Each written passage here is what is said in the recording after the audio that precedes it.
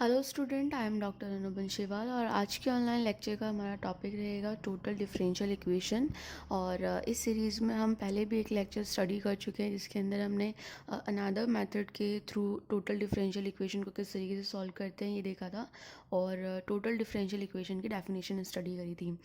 इस सीरीज़ के अंदर हम लेक्चर 2 में नेक्स्ट मेथड देखेंगे कि किस तरीके की टोटल डिफरेंशियल इक्वेशन को हम कौन से वर्किंग रूल से इसको सॉल्व करेंगे। तो सबसे पहले अगर हमारी टोटल डिफरेंशियल इक्वेशन एक होमोजीनियस इक्वेशन है तो उसको किस मेथड से सॉल्व करेंगे ये हम इस लेक्चर के अंदर डिस्कस करेंगे। तो सबसे पहले हम होमोजीनियस इक्वेशन का टाइप देखते हैं टोटल डिफरेंशियल इक्वेशन के अंदर। अगर हमारे पास में जो हमारी स्टैंडर्ड इक्वेशन है P D X plus Q D Y plus R D Z equals to zero, जहाँ पर पी क्यू आर हमारे पास में वेरिएबल एक्स वाई जेड के फंक्शंस हैं। अगर पी क्यू आर जो है एक्स वाई जेड के अंदर होमोजीनियस है, यानी कि उसके अंदर एक्स वाई जेड की जो पावर्स हैं वो सिमिलर है, तो इस तरीके की जो टोटल डिफरेंशियल इक्वेशन है वो हमारे पास में होमोजीनियस डिफरेंशियल इक्वेशन होती है। और इस होमोजीनियस डिफरेंशियल इक्वेशन में, जैसा कि हम पहले भी पढ़ चुके हैं, हम क्या करते हैं कि एक वेरिएबल को अनदर वेरिएबल के फॉर्म में लिख के और उसको रिप्लेस करते हैं। तो यहाँ पर भी हम जो पी क्यू आर हमारे पास में तीन वेरिएबल दे रखे हैं एक्स वाई जेड की फॉर्म में, तो यहाँ पर हम एक्स और वाई को इन फॉर्म ऑफ जेड जो है वो क्या करेंगे, रिप्लेस करेंगे। तो सबसे पहले इसका वर्किंग रूल देख लेते हैं। तो किसी भी टोटल डिफरेंशियल इक्वेशन को सॉल्व करने से पहले हम क्या चेक करेंगे, उसकी इंटेग्रेबिलिटी कंडीशन चेक करेंगे कि क्या वो समाकलनीय है या नहीं है। सेकंड, जो इससे पहले हमने मेथड पढ़ा था उसके अंदर हम टोटल डिफरेंशियल इक्वेशन की एग्जैक्ट कंडीशन भी चेक करते हैं कि क्या वो टोटल डिफरेंशियल इक्वेशन एग्जैक्ट है या नहीं। तो यहाँ पर हमें सिर्फ इंटीग्रेबिलिटी कंडीशन का सत्यापन करना है कि हमारी जो टोटल डिफरेंशियल इक्वेशन है वो इंटीग्रेबल है या नहीं है।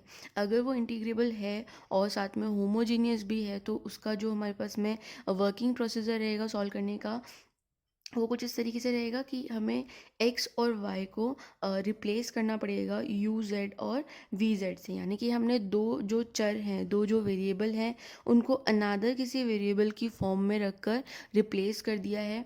ये दोनों वैल्यूज़ जो है वो हम इक्वेशन के अंदर, टोटल डिफरेंशियल इक्वेशन के अंदर पुट करेंगे। अगर हम x को रिप्लेस कर रहे हैं, y को रिप्लेस कर रहे हैं, तो dx और dy भी रिप्लेस हो जाएगा इन फॉर्म ऑफ z।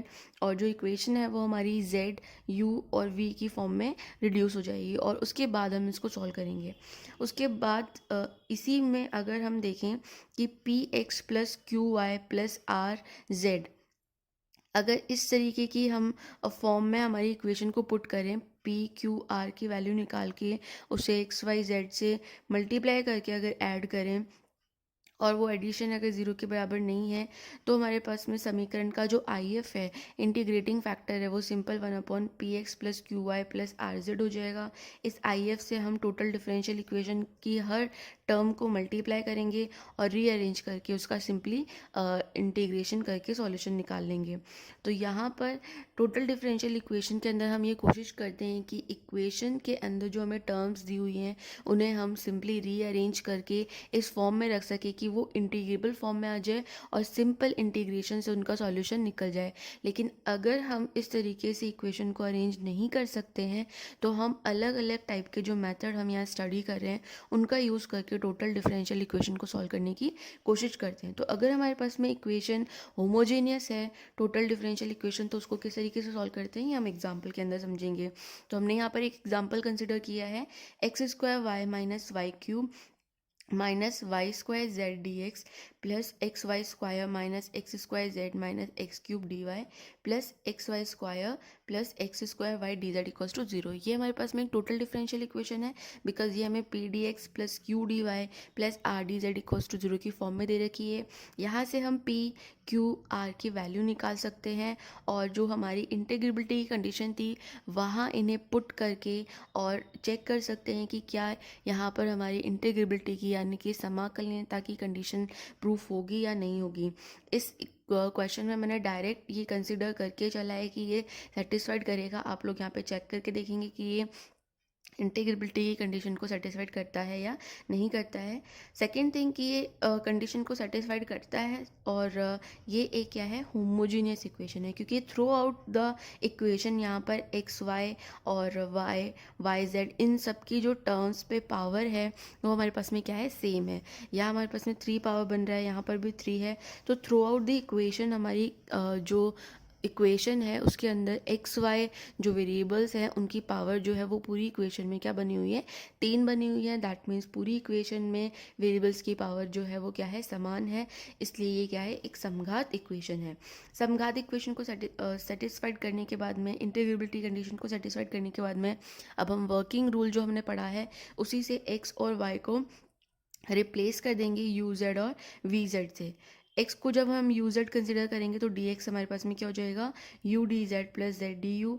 और वाई को जब हम रिप्लेस करेंगे वी जेड से तो हमारे पास में डी वाई हमारे रिप्लेस हो जाएगा V D Z plus Z D V. यहाँ से एक्स वाई डी एक्स और डी वाई की वैल्यू हम इस इक्वेशन के अंदर पुट कर देंगे और पुट करने के बाद में हमारे पास में कुछ इस तरीके की इक्वेशन हमें प्राप्त होगी। यहाँ इस इक्वेशन को अगर हम थोड़ा सा सॉल्व करेंगे, टर्म्स को अंदर मल्टीप्लाई करेंगे तो कुछ इस तरीके की कैलकुलेशन हमें प्राप्त होगी। और इस कैलकुलेशन में हम देखेंगे कि बहुत सारी जो टर्म्स हैं वो एक जैसी होंगी, जो कि आपस में कैंसिल आउट हो जाएंगी, और उसके बाद में जो रिमेनिंग टर्म्स हैं उनको हम एक तरफ लिख लेंगे। रिमेनिंग टर्म्स को एक साइड रखने पर हमारे पास में जो इक्वेशंस है वो कुछ इस तरीके की प्राप्त हुई है। और देखा जा सकता है कि ये जो इक्वेशन है टोटली यू वी की फॉर्म में जो है रिड्यूस हो चुकी है। अब हमारे पास में सिर्फ 2 वेरिएबल है जिसके लिए हमें हमारी इक्वेशन को क्या करना है, सॉल्व करना है। तो यू और वी की फॉर्म में जब हमारी इक्वेशन रिड्यूस होती है तो यहाँ टर्म्स को थोड़ा सा शफल करने पर हमें ये दिखेगा कि जो टर्म्स है उन्हें हम इंटीग्रेबल फॉर्म में अरेंज कर सकते हैं। जैसे कि यहाँ पर अगर हम इक्वेशंस में यू स्क्वायर और वी स्क्वायर की टर्म्स को अगर कॉमन लें तो इक्वेशन कुछ इस फॉर्म में रिड्यूस हो जाएंगी, और जिन्हें हम इस तरीके से भी लिख सकते हैं। यहाँ पर फाइनली इक्वेशंस को इस फॉर्म में रखने पर हम देख सकते हैं कि ये जो इक्वेशन है यहाँ पर u अपॉन वी और v अपॉन u की डेरिवेशन की फॉर्म में इन्हें लिखा जा सकता है। तो सिंपली ये वाली जो टर्म है इसे हम लिख सकते हैं u अपॉन वी का डिफ्रेंशिएशन, इसे हम लिख सकते हैं v अपॉन u का डिफ्रेंशिएशन, ये हम 1 अपॉन u का डिफ्रेंशिएशन लिख सकते हैं, और इसे हम लिख सकते हैं 1 अपॉन v का डिफ्रेंशिएशन।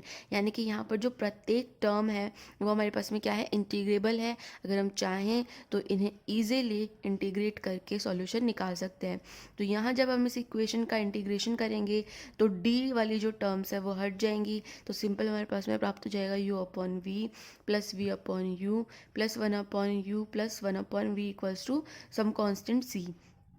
u और v की वैल्यू जो है वो हम यहाँ पर सब्सिट्यूट कर देंगे, क्योंकि हमने माना था u इक्वल्स टू हमारे पास में क्या हो जाता है, x इक्वल्स टू हमारे पास में क्या था, u z था, और y इक्वल्स टू हमारे पास में क्या था, v z था। तो यहाँ से हम u और v की वैल्यू को x और y की फॉर्म में लिख देंगे।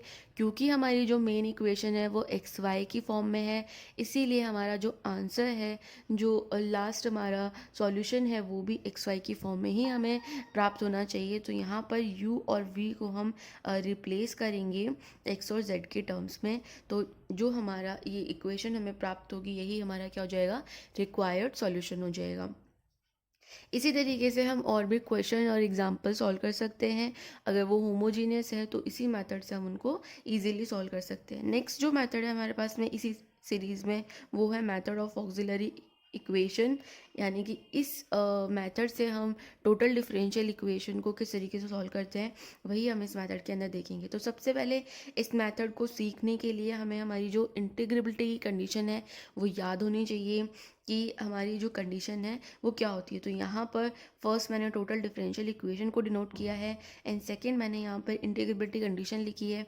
और दोनों को हम क्या करेंगे, कंपेयर अगर करें, दोनों इक्वेशन फर्स्ट और इक्वेशन सेकंड को अगर हम कंपेयर करें तो कंपैरिजन से हमें प्राप्त होगा कि यहाँ dx जो है वो हमारे पास में कुछ इस तरीके की टर्म के बराबर है, dx upon del Q by del Z minus del R upon del Y. इस तरीके से dy और dz की वैल्यू हम बाय कंपैरिजन यहाँ से फाइंड आउट कर सकते हैं। ये जो इक्वेशन हमें प्राप्त हुई है बाय कंपैरिजन, यही हमारी क्या है, सहायक समीकरण है, ऑक्सिलरी इक्वेशन है। अब ये ऑक्सिलरी इक्वेशन प्राप्त करने के बाद में हम किस तरीके से सॉल्व करते हैं टोटल डिफरेंशियल इक्वेशन को, ये हम आगे देखेंगे। तो ऑक्सिलरी इक्वेशन के थ्रू हम क्या कर सकते हैं, अगर हम इसे सॉल्व करेंगे तो हमें u और v यानी कि समीकरण के कोई भी दो हल हमें प्राप्त हो सकते हैं। और अगर इस तरीके से दो हल आपको प्राप्त हो रहे हैं तो उन हल को हम इस फॉर्म में लिखेंगे A D U plus B D V equals to zero, यानी कि u और v की वैल्यू आपको जो भी प्राप्त हुई है उनसे हम डी यू और डी वी की वैल्यू निकालेंगे। डी यू और डी वी को हम इस फॉर्म में रखेंगे और यहाँ इस फॉर्म में रखने के बाद में हम कंपैरिजन से क्या करेंगे, a और b का मान प्राप्त कर लेंगे। यहाँ पर ये जो प्रोसीजर है सेम जैसे अर्लियर हम पढ़ चुके हैं लेक्चर्स में, उसी तरीके का प्रोसीजर होगा, बट यहाँ पर सिंपल आपको क्या करना है, सबसे पहले ऑक्सिलरी इक्वेशन निकालनी है। ऑक्सिलरी इक्वेशन निकालने के बाद में आपके पास में इक्वेशन के दो हल आपको प्राप्त होंगे। दोनों हल को आपको u और v कंसिडर करना है। u और v कंसिडर करने के बाद में du और dv की वैल्यू निकाल के हमें इस फॉर्म में उसे पुट करना है।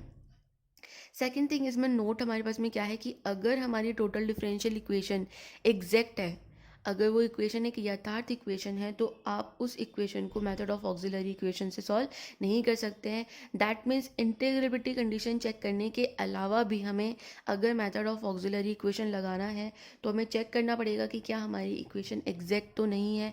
अगर वो एग्जैक्ट है तो हम मेथड ऑफ ऑक्सिलरी इक्वेशन यहाँ पर उस पर अप्लाई नहीं कर सकते हैं। Next method of auxiliary equation को अच्छे से समझने के लिए हम यहाँ पे एक एग्जांपल लेंगे। एग्जांपल में हमने देखा 3x² dx plus 3y² dy minus x³ plus y³ plus e⁻²z dz equals to 0। ये हमें एक टोटल डिफरेंशियल इक्वेशन दे रखी है बिकॉज ये pdx plus qdy plus rdz की फॉर्म में है। यहाँ से हम p q r की वैल्यू निकाल सकते हैं और इंटीग्रेबिलिटी की कंडीशन चेक कर सकते हैं कि हमारी जो टोटल डिफरेंशियल इक्वेशन है क्या वो इंटीग्रेबिलिटी की कंडीशन को सेटिस्फाइड करेगा या नहीं करेगा। If it satisfied integrability condition then we process another equation. तो यहाँ पर हम ऑक्सिलरी इक्वेशन निकालेंगे क्योंकि हमारी जो इक्वेशन है वो इंटीग्रेबिलिटी कंडीशन को सेटिस्फाइड करती है। यहाँ पर मैंने डायरेक्ट लिख रखा है, लेकिन आपको हर क्वेश्चन के अंदर ये चेक करके दिखाना है कि इंटीग्रेबिलिटी की कंडीशन सेटिस्फाइड होती है या नहीं होती है। तो यहाँ पर चेक करने के बाद में ये सेटिस्फाइड कर रहा है। सेकेंड, आपको ये भी चेक करना है कि आपकी इक्वेशन है वो एग्जैक्ट तो नहीं है। अगर वो एग्जैक्ट है तो हम यहाँ पर उस पर ऑक्सिलरी इक्वेशन वाला मेथड अप्लाई नहीं करेंगे। तो यहाँ जो इक्वेशन है वो एग्जैक्ट नहीं है, तो सिंपल मैं सीधा ऑक्सिलरी इक्वेशन इसकी डिराइव कर रही हूँ कि वैल्यूज़ जो है यहाँ पर पुट करने के बाद में हमें कुछ इस तरीके की ऑक्सिलरी इक्वेशन प्राप्त होगी। जो भी हमने ऑक्सिलरी इक्वेशन का फॉर्मूला भी जनरेट किया था उसके अंदर हम वैल्यूज़ पुट करेंगे तो हमें कुछ इस तरीके की इक्वेशन प्राप्त होगी। यहाँ से हम क्या कर सकते हैं, dx और dy इन दो टर्म से हम इस तरीके की एक सॉल्यूशन प्राप्त कर सकते हैं। तो यहाँ हमने देखा कि 3x² dx plus 3y² dy equals to 0। इसको अगर हम इंटीग्रेट करें तो हमारे पास में x³ plus y³ equals to c1 इस तरीके का एक सॉल्यूशन आएगा। तो ये पहला सॉल्यूशन है, इसलिए हम इसको u कंसिडर कर लेंगे। और dz/0 इसको हम लिख सकते हैं z बराबर सम कांस्टेंट c2, और ये हमारा क्या हो जाएगा, दूसरा सॉल्यूशन हो जाएगा। और हमने वर्किंग रूल में पढ़ा था कि दो सॉल्यूशन हमें प्राप्त होंगे और एक सॉल्यूशन को हमें u मानना है, दूसरे सॉल्यूशन को हमें v मानना है। वहाँ से du और dv की वैल्यू निकाल के a du plus b dv equals to 0 equation में पुट करना है। तो यहाँ पर हमने du और डी वी की वैल्यू निकाल कर यहाँ पुट किया। तो पुट करने के बाद में जो हमारी इक्वेशन है वो कुछ इस फॉर्म में हमें प्राप्त हो गई है, a 3x² dx plus 3y² dy plus b dz equals to 0। अगर हम देखेंगे तो इस इक्वेशन और जो हमारी गिवन इक्वेशन है टोटल डिफरेंशियल इक्वेशन, तो इससे हमारा क्या है, कंपैरिजन करके हमें a और b की वैल्यू निकालना है। तो सिंपली कंपेयर अगर हम करें तो a 3x² dx, तो dx की टर्म यहाँ पर हमारे पास में क्या है, 3x² dx है। और अगर कंपैरिजन करें तो a की वैल्यू हमारे पास में क्या प्राप्त हो रही है, हमें 1 प्राप्त हो रही है। और b dz में यहाँ पर b की जगह हमें क्या दिखाई दे रहा है, -x³ plus y³ plus e⁻²z। तो बाय कंपैरिजन हमने a और b की वैल्यू जो है यहाँ पर फाइंड आउट कर ली है। अब आप यहाँ पे देख सकते हैं कि x³ plus y³ plus e⁻²z को हम लिख सकते हैं, x³ प्लस y³ को हमने u कंसिडर किया था और z को हमने v कंसिडर किया था, तो simply X cube plus Y cube को हम लिख सकते हैं u, और e to the power 2z को हम लिख सकते हैं e to the power 2v। Because हमारी जो इक्वेशन है वो a du plus b dv equals to 0 है। दैट मीन्स हम चाहते हैं कि a और b का जो मान है, जो कोफिशिएंट हमें प्राप्त हो रहे हैं du और dv के, वो भी u और v की फॉर्म में हो। तो यहाँ पे हमने जो a और b की वैल्यू निकाली है उसे हम u और v की फॉर्म में रिप्लेस कर लेंगे। a और b की वैल्यू यहाँ पर पुट करेंगे, और पुट करने के बाद में हमें कुछ इस तरीके की लीनियर डिफरेंशियल इक्वेशन प्राप्त हो जाएगी। लीनियर डिफरेंशियल इक्वेशन को किस तरीके से सॉल्व करते हैं ये हम बहुत पहले लेक्चर्स में स्टडी कर चुके हैं। तो यहाँ पर सिंपल लीनियर डिफरेंशियल इक्वेशन को सॉल्व करने के लिए हम यहाँ पे IF फाइंड आउट करेंगे, इंटीग्रेटिंग फैक्टर समाकलन गुणांक, और यहाँ समाकलन गुणांक जो है हमारे पास में प्राप्त हो जाएगा e की पावर माइनस वी, और समाकलन गुणांक की हेल्प से हम निकाल सकते हैं u का सॉल्यूशन। तो u बराबर हमारे पास में आ जाएगा e to the power 2v plus c e की पावर v। अब हम जानते हैं कि जो हमारी इक्वेशन है वो x और y की फॉर्म में हमें गिवन है, और हमें जो आंसर है वो भी x और y की फॉर्म में चाहिए। तो यहाँ जो हमने u और v कंसिडर किया था हमारी इक्वेशंस में, उससे हम क्या करेंगे, u और v को रिप्लेस कर देंगे। तो u और v को x और y की फॉर्म में रिप्लेस करने पर हमें हमारा रिक्वायर्ड सॉल्यूशन जो है वो प्राप्त हो जाएगा, जो कि हमारे पास में क्या होगा, X cube plus Y cube जो हमने u माना था, और e to the power 2z, यानी कि v की जगह हमने z रख दिया, प्लस सी ई की पावर z। ये हमारा रिक्वायर्ड सॉल्यूशन हो जाएगा इस इक्वेशन के लिए। दैट मीन्स अगर हमारे पास में इक्वेशन एग्जैक्ट नहीं है बट इंटीग्रेबिलिटी कंडीशन को सेटिस्फाइड कर रही है, तो हम ऑक्सिलरी इक्वेशन वाले मेथड से उसे सॉल्व कर सकते हैं और रिक्वायर्ड रिजल्ट फाइंड आउट कर सकते हैं। तो अब तक इस सीरीज़ के अंदर हम 3 मेथड पढ़ चुके हैं। अगर हमारे पास में इक्वेशन एग्जैक्ट है तो हम इंस्पेक्शन मेथड से उसको सॉल्व करते हैं। अगर हमारे पास में इक्वेशन होमोजीनियस है तो हम 2 वेरिएबल को अनदर थर्ड वेरिएबल के अंदर पुट करके रिप्लेस करके उसको सॉल्व करते हैं। और थर्ड मेथड हमने पढ़ा मेथड ऑफ ऑक्सिलरी इक्वेशन, जहाँ पर हम टोटल डिफरेंशियल इक्वेशन से ऑक्सिलरी इक्वेशन फाइंड आउट करते हैं और उसके बाद में वर्किंग रूल, वर्किंग प्रोसीजर से उसको सॉल्व करते हैं। नेक्स्ट लेक्चर में हम इसका अनदर मेथड पढ़ेंगे कि किस तरीके से टोटल डिफरेंशियल इक्वेशन को हम किसी और मेथड से भी सॉल्व कर सकते हैं। लास्ट में उसको रिवाइज भी करेंगे जितने भी मेथड्स हमने स्टडी किए हैं। तो अगर अब तक के 3 मेथड्स में आपको टोटल डिफरेंशियल इक्वेशन को सॉल्व करने में अगर कोई भी प्रॉब्लम हो रही है तो आप कमेंट बॉक्स में उसे पोस्ट कर सकते हैं, या अपने रिलेवेंट व्हाट्सएप ग्रुप में क्वेश्चन को पोस्ट करके पूछ सकते हैं। Thank you.